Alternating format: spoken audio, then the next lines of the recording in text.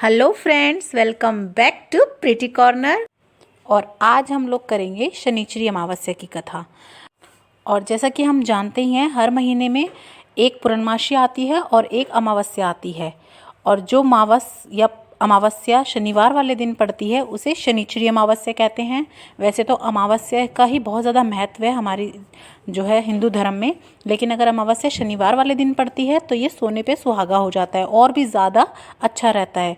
जैसे कि हम हर अमावस पे अपने पितरों का तर्पण वगैरह करते हैं, दान वगैरह करते हैं, उसी प्रकार से अगर शनिवार वाले दिन पड़ रही होती है तो दान तर्पण और ज़्यादा अच्छे से फलदायक होता है। तो आज इस वीडियो में हम इसी के ऊपर बात करेंगे और मैं आपको बता भी दूंगी क्या क्या दान वगैरह आप कर सकते हैं अमावस्या वाले दिन, शनिचर अमावस्या वाले दिन।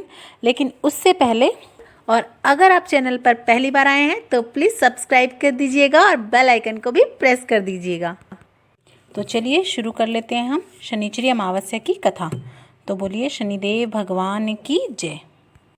बहुत समय पहले की बात है जब देवी देवता, ऋषि मुनि आदि स्वर्गलोक से लेकर भूलोक तक विचरण कर सकते थे। एक बार स्वर्गलोक में वास कर रहे 9 ग्रहों के बीच विवाद छिड़ गया कि सबसे बड़ा और शक्तिशाली ग्रह कौन है।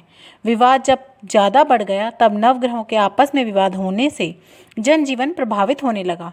तब देवराज इंद्र ने उन्हें दरबार में बुलाया और उनकी समस्या सुनी, परंतु उनके पास भी इसका समाधान नहीं था। उन्होंने नवग्रहों से कहा कि आप लोग भूलोक में राजा विक्रमादित्य के पास जाएं, वहीं आपको इसका जवाब देंगे। नवग्रह राजा के पास पहुँचे। उन्होंने सवाल किया कि कौन सा ग्रह सबसे बड़ा है और बलवान है। विक्रमादित्य पहले तो थोड़ा घबराए, फिर उन्होंने सोचा कि अगर वह कोई भी जवाब देते हैं तो आपस में ये सब बैर कर बैठेंगे। इसीलिए उन्होंने अपनी सूझबूझ से उनके लिए उपाय निकाला। उन्होंने प्रत्येक ग्रह के लिए सोने, चांदी और लोहे के सिंहासन बनवाए और कहा कि जिसका जो भी आसन है ग्रहण करें। जिसका सिंहासन सबसे पहले है सोने का है वह सबसे बड़ा, जिसका सबसे पीछे है वह सबसे छोटा है।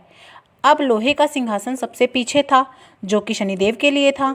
लोहे का सिंहासन सबसे पीछे देखकर शनिदेव नाराज हो गए।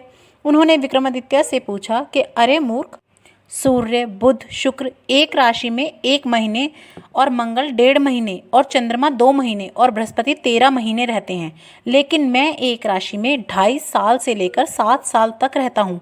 तुमने मेरा अपमान किया है, जो ठीक नहीं है। यह कहकर शनिदेव अंतर्ध्यान हो गए। अब वह दिन भी आ गया जब विक्रमादित्य पर शनि की 7.5 आई। अब शनिदेव घोड़ा व्यापारी के रूप में विक्रमादित्य की नगरी में जा पहुँचे। विक्रमादित्य ने घोड़ा पसंद किया और उस पर सवार हो गए। घोड़े पर सवार होते ही घोड़े को पंख लग गए और वह राजा को सुंदर वन में ले गया और वहां पटक कर अदृश्य हो गया। विक्रमादित्य घने जंगल में रास्ता भटक गए और राज्य लौटने का रास्ता भी भूल गए। तब एक चरवाहा दिखाई दिया और अपनी अंगूठी देकर उससे पानी पिया और पास के नगर जाने का रास्ता पूछा। चलते चलते राजा थक गए और एक सेठ की दुकान पर जाकर बैठ गए। उनके बैठते ही अचानक दुकान पर आने वालों की संख्या बढ़ने लगी। राजा ने सोचा यह व्यक्ति बहुत भाग्यशाली है, इसीलिए सेठ ने राजा को रोक लिया और उनसे भोजन ग्रहण करने का अनुरोध किया। सेठ राजा को भोजन कराता हुआ छोड़कर थोड़ी देर के लिए बाहर चला गया। अब खाते खाते विक्रमादित्य ने देखा कि खूंटी पर टंगे हार को खूंटी निगल रही है। सेठ जब वापस आया तो हार गायब देखकर उसे राजा पर शक हुआ। उसने राजा के सैनिक बुलाकर विक्रमादित्य को उसके हवाले कर दिया। नगर के राजा ने विक्रमादित्य के हाथ पैर कटवाने का आदेश दे दिया। अब राजा की हालत बहुत बुरी हो गई। इतने में एक तेली उधर से गुजर रहा था। उसे विक्रमादित्य पर रहम आ गया। उसने उसे अपने कोल्हू पर बिठा दिया और बैलों को हाँकने का काम दिया। इससे विक्रमादित्य को 2 जून की रोटी मिलने का जुगाड़ बन गया। धीरे धीरे राजा का बुरा वक्त गुजरने लगा और शनि की दशा समाप्त हो गई। वर्षा ऋतु आई, मेघ छाने लगे और एक रात विक्रमादित्य मल्हार गाने लगे कि वहीं पास से राजकुमारी मनभावनी की सवारी निकल रही थी। जैसे ही राजकुमारी के कानों में विक्रमादित्य के स्वर पड़े, वह मुग्ध हो गई। उसने दासी को भेजा तो पता चला कि विक्रमादित्य अपंग है, लेकिन राजकुमारी ने विक्रमादित्य से विवाह करने की ठान ली और आखिरकार विक्रमादित्य और मनभावनी का विवाह संपन्न हो गया। विवाह के बाद राजा विक्रमादित्य और राजकुमारी तेली के घर में रहने लगे।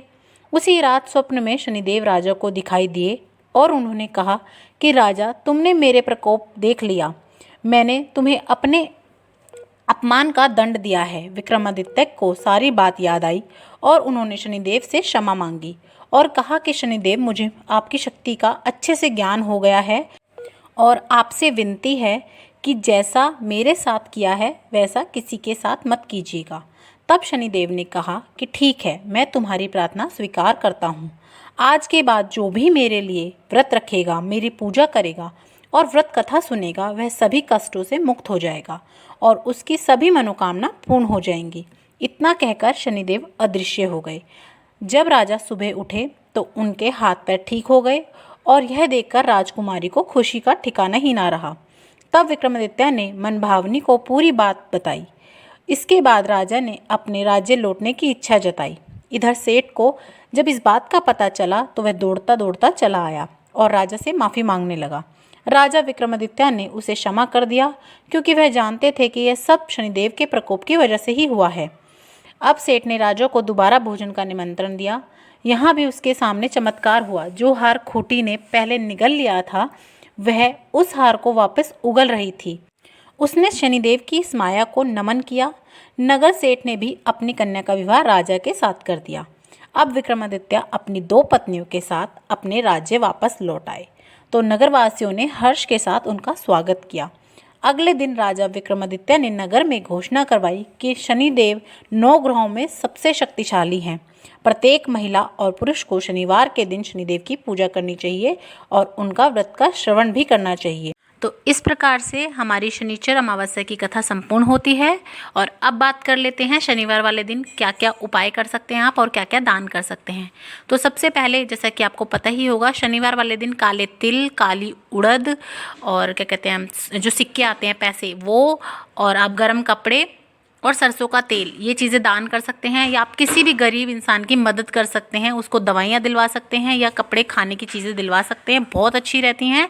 शनिचर की कुदृष्टि इससे कम होती है। साथ ही साथ आप शनिदेव के मंदिर में जाके शाम के टाइम दिन छिपने के बाद सरसों के तेल का दिया ज़रूर जोड़ें। वो तो आप अगर बिना 7.5 के भी जोड़ते हैं तो भी बहुत फलदायक होता है। साथ ही साथ पीपल देव की, मतलब पीपल के वृक्ष की पूजा ज़रूर करनी चाहिए। शनिचर अमावस्या वाले दिन जल ज़रूर दे के आना चाहिए। और अगर आप हनुमान जी की पूजा करते हैं शनिचर अमावस्या वाले दिन तो वो भी बहुत फलदायक होती है, बहुत ज़्यादा फल मिलता है, उसका भी कई गुना हो के पूजा का फल प्राप्त होता है। साथ ही साथ आप अगर बजरंगबली की सिंदूर चढ़ाते हैं शनिवार वाले दिन और अमावस भी होती है तो वो भी बहुत अच्छी रहती है। आपके जो है बिजनेस में या व्यापार में तरक्की मिलती है उससे।